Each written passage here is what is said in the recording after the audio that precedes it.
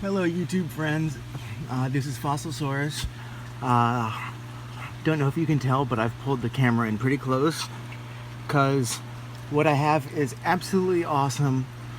Not the most rare thing in the world, not the most exciting looking thing, but what it is really cool, and they're on the small side.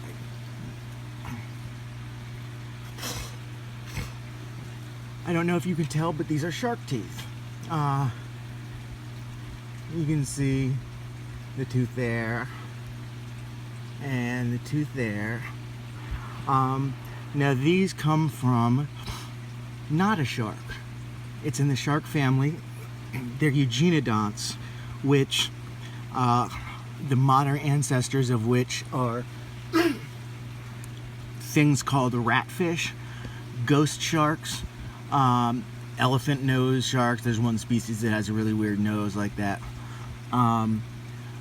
So they are in the cartilaginous fish. There's sharks and rays, or you could say sharks, rays, and Eugenodonts, which, I mean, sharks, rays, ghost sharks, usually what they'll call them.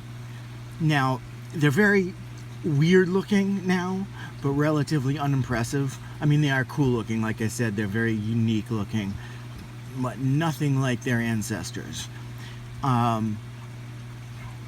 These guys were one of the most unique looking sharks ever.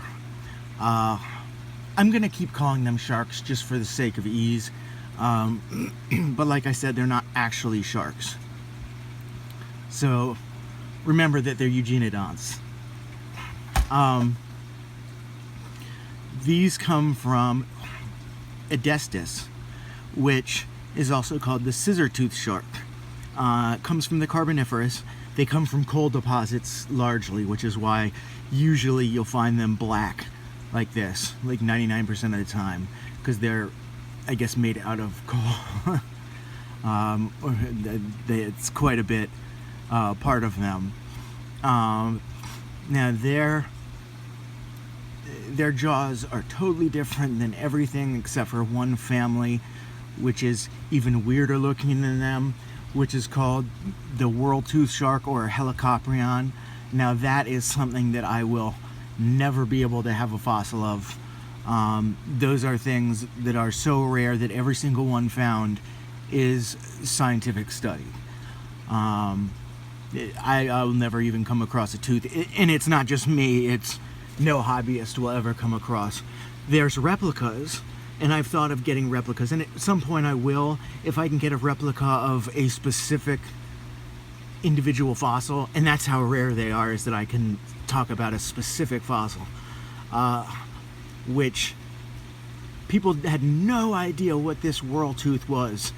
They had ideas that it was part of the fin, part of the tail, the bottom jaw uncurled and like slashed fish and then curled back up, like a party favor.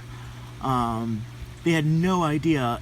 They had guesses, and some people had guessed right, but nobody was sure until one specimen was found that had, they didn't know this until they x-rayed it.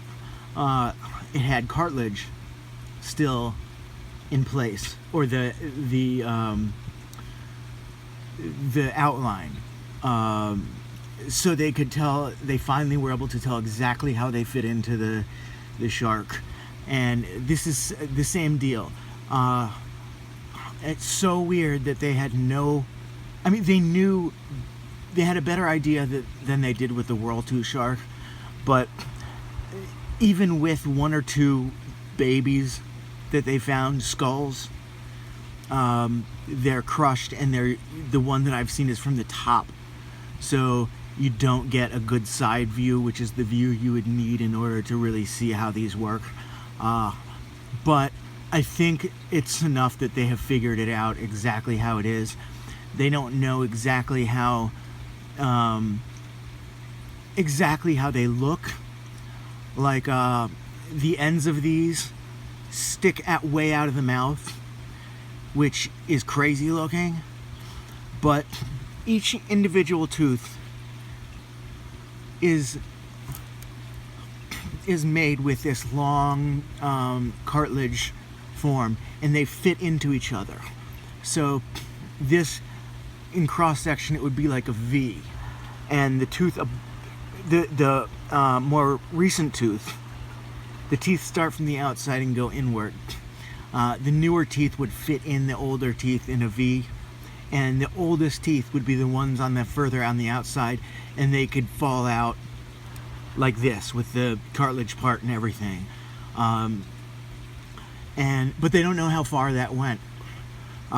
It could have gotten way out of the mouths. It could have just barely gotten out of the mouths. They're just not sure, which is one of the cool things about these sharks, is the mystery behind them. But mystery aside, the coolest thing about them is the way they look.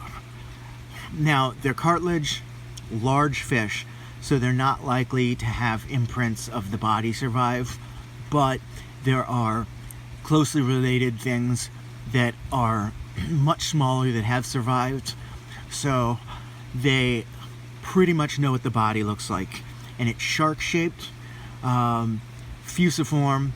It has a shark-like tail, it has the dorsal fin, and it has the pectoral fins, and then the long body, but it does not have any secondary fins there.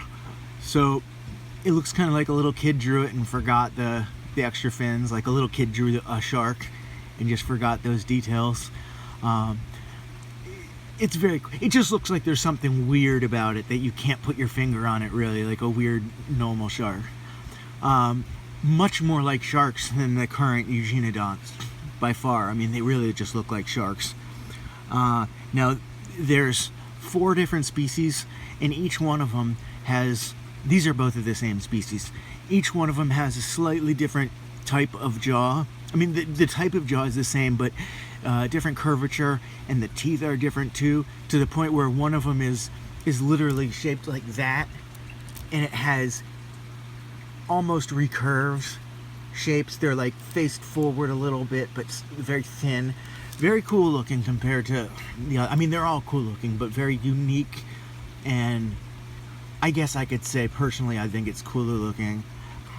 I can imagine the shark's face looks more crazy and more unique in order to hold a tooth, the scissor whirl, like partial whirl like that. It must be like noticeably crazier looking than the other Edestus. Now these guys, Edestus, by the way, means to devour. That's what the name means, which is awesome, I think. Now these guys got massive, great white size, 22 feet plus. So a lot of people thought they ate soft body food, like squid and stuff, and they weren't able as much to eat harder prey, so maybe they wouldn't have eaten people. Now they're partially going on that because helicoprions had very, very little wear on their teeth, so they feel like they must have only eaten soft body prey, or almost entirely eaten soft body prey. Which, by the way, they were massive belemnites and massive squid and octopus families, so they could definitely, the helicoprion were over 30 feet, so they could survive on just these things.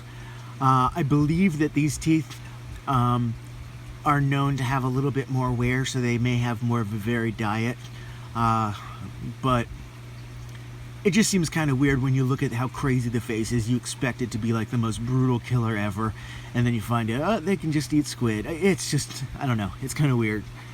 But at 22 feet, even if they had dainty teeth, that's big enough that they could probably deal with a lot of fish, and maybe even like small sharks. And I mean, there weren't mammals or anything at that point, but who knows, maybe they could have taken some seals or sea lions with the size they have. I mean, they probably could have swallowed seals and sea lions whole, but anyway, these are very cool. Not much to them. Very cool. I would never be able to afford them, but there's specimens that have like 8 or 9, 10 of the teeth still in place, so they're long bars with just lots of teeth sticking out, and the big swirly ones have lots of teeth. Very cool looking. You'll see in the pictures. I'm leaving pictures up, of course, how cool they are, and of course people still don't know exactly how they look, so the pictures are going to look a little different just very unique thoughts and ideas onto what they are, how they actually looked.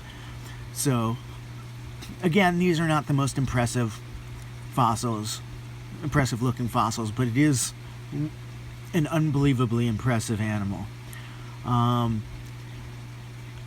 was happy to come across these. These guys weren't super cheap. There's actually a third one that went missing somewhere. So it was a 3-4 or something. I don't remember how much, but it was a pretty good price, and I was glad to have that because I like sharks in general, and these guys are just crazy. I was very happy to get them. You see some around, and they're not super expensive, but I'm glad I have them so I don't have to spend the money again. So, I mean, if I came across a more impressive one for the same kind of price, I would jump on that too. But now, I mean, since I have them, I'm not really looking for more. So, but very cool animals. Like with all the things that I show you guys, I'm always hoping you guys will take a little interest and maybe look up the animals a little bit, do a little reading, or just look at some pictures of them. So, but thank you very much for checking out my video. It has come to my attention, I looked it up and did the math, and out of the people who watch my videos, only 0.007 of you apparently like my videos. So I'm hoping that's just more that people don't feel like leaving likes, they don't like leaving likes, and not just that that's how few people like my videos. But if you could send me some likes, some subscriptions, that would be fantastic. Thank you so much for watching, even if you don't leave likes or anything. I do appreciate it, and I do hope that you like them, even if you don't leave anything. So I hope I will see you at my next video. Thanks a lot.